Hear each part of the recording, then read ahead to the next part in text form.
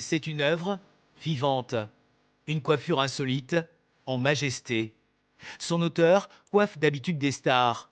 Laurent Philippon réalise cette fois des performances artistiques au cœur d'une expo sur les ornements de cheveux.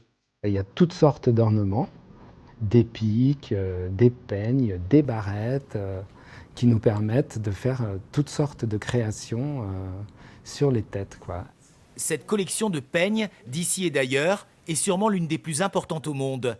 C'est la collection de Robert Bollet. Le célèbre lunetier d'Oyonnax avait cette passion dévorante et des pièces uniques, parfois gardées dans des petits cartons, comme l'un des plus anciens peignes. C'est celui-ci, qui est un peigne en fait d'origine chinoise et qui date moins 5000 ans avant Jésus-Christ à peu près. Donc on est vraiment dans une période très ancienne, il est en pierre.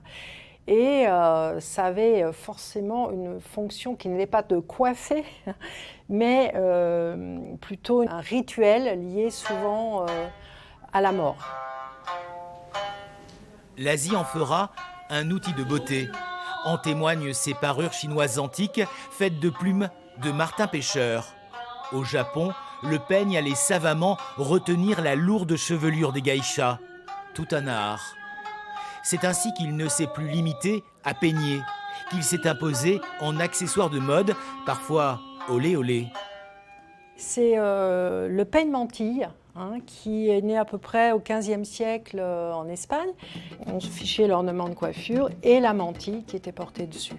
Ça a été exporté en Argentine et il a atteint des proportions qui pouvaient aller jusqu'à 1,20 m.